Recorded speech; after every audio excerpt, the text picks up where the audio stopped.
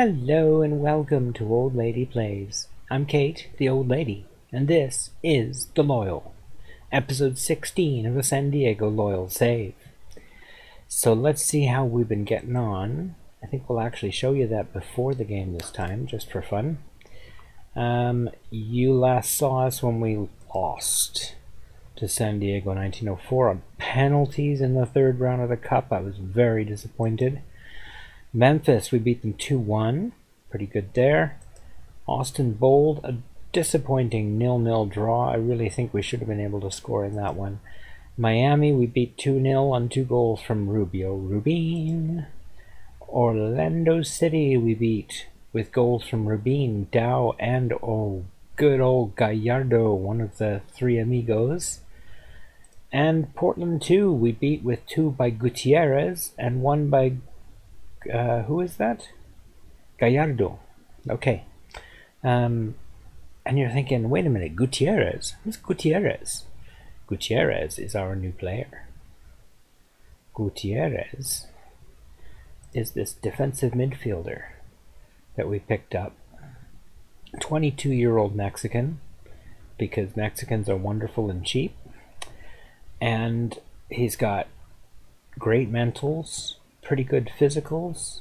He's not the biggest fella in the world, but otherwise he's pretty good.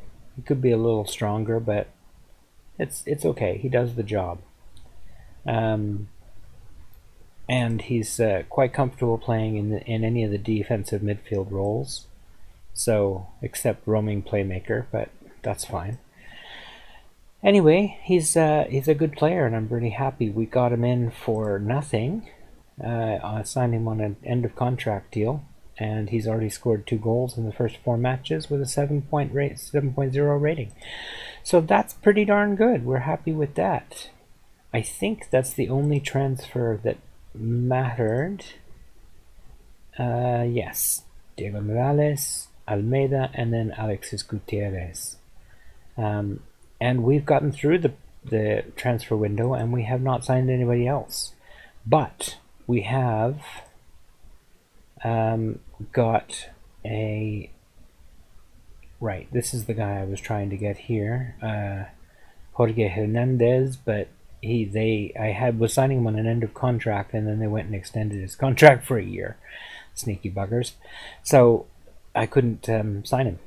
Unfortunate, but he's quite a good player, and I really would have been happy to have him. So, oh well. Anyway, today's team.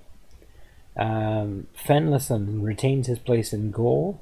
Norales, Greenspan, Mendez, and Bellieu behind Gutierrez, Adams, Salduco, and Alvarez, Gallardo, and Rubin up front, the 3 amigos reunited. Almol Knight is now 6 days away from returning, so hopefully he'll be back for next match, and if not next match, then certainly the one after. And St. Louis is a pretty good team, so, oh no, they're not. They're a pretty bad team, so my mistake. They were a very good team last year. This year they don't seem to be a very good team. That's okay. He'll be back anyway, certainly, for one of those 2 games. And that will help us enormously. Not that we've done badly. I mean, as you saw, he got injured right around here. Somewhere between these 2 games, he got injured, and he's now missed 6 games. So, 7 games, because he's going to miss today, and maybe another one, 8. And in those games, we've done okay. We had a draw, 2 draws, and a penalty loss, and the rest were wins. So, could be a lot worse. Let's get into the game. Tactical briefing. Nothing important there. They want me to put in different players because there's better players than the ones I necessarily have in, but I'm not taking them out just because, they've got to play sometime. Guys like Charlie Adams and Modesto Mendez, they got to get some games in, so they get to play today.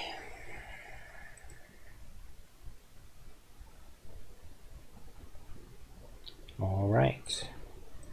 Let's get into the dressing room, and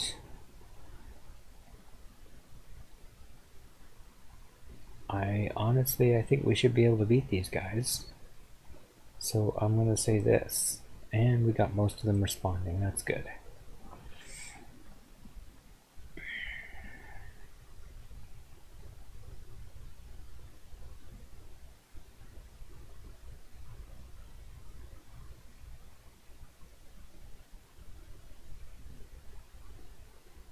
Mendez with a good clearing header.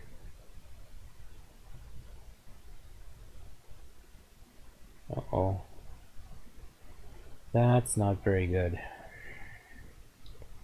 And that's the problem with not having your first choice goalkeeper. Some doofus from the midfield is going to put in a long shot that just escapes him. Like, there's no reason for that to escape him. It's well inside the post. That's just sad. That was just sad. Salduco. Ball knocked back. Mendez. Oh, goodness. Gives the ball away in a terrible way. Thankfully they miss. My goodness, that was awful. Let's go attacking. Gotta do something here.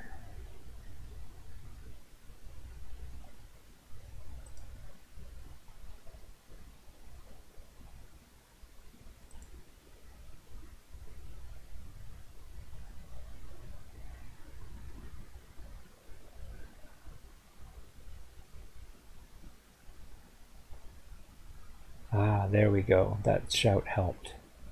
Got a bunch of green out of that.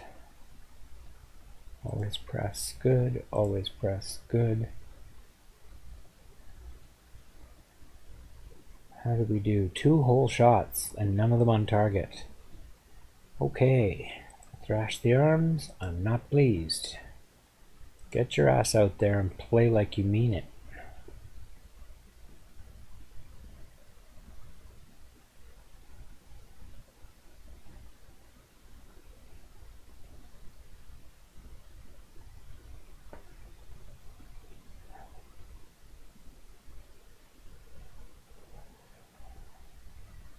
Poor clearing header. Belia not doing the job there, unfortunately. Keeper punches. And then gives up. Oh, almost. I could have sworn that was going in. Almost gives up a goal.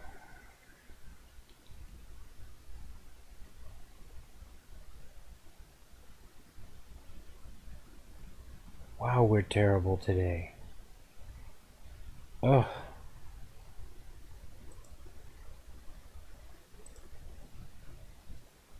Alright, let's see who we've got here that I can take out.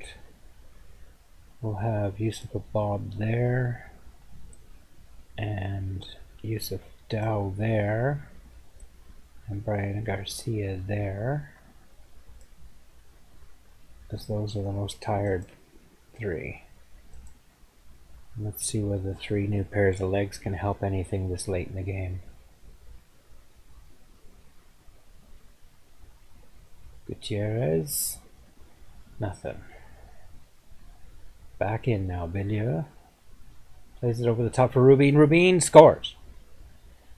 Rubin scores. 26th goal of the season, because that's what he does. And we've got the draw. Now, can we go on and win it?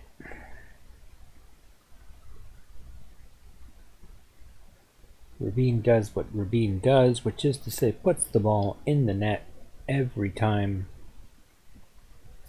We don't need to see that he was in fact onside, because we could see that he was onside.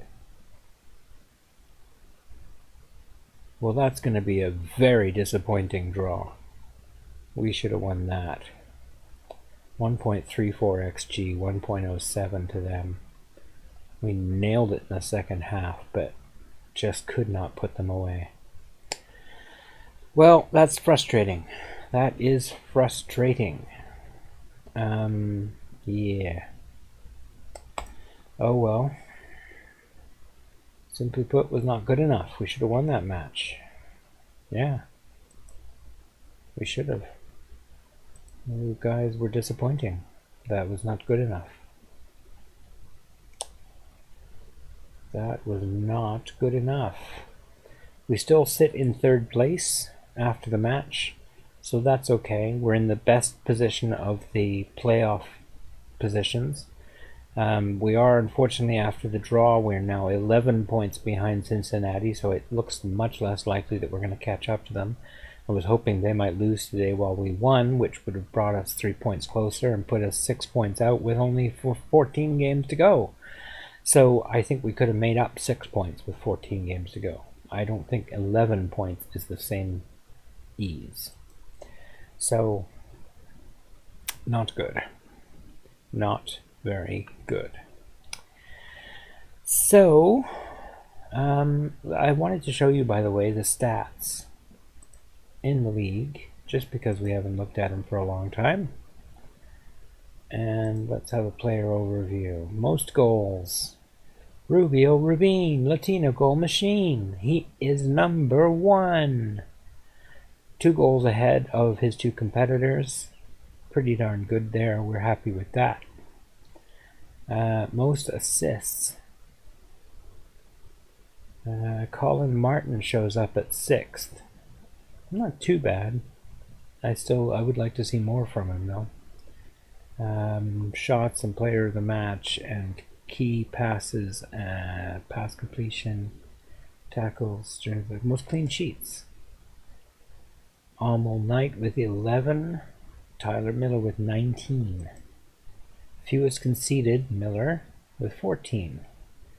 But Knight is second with 22 goals in 25 matches, which is not too bad. It's not too bad at all. So that's how we've been doing. You can see how we're doing in various other regards. Contested headers, expected goals, Rubio Rubin leads there.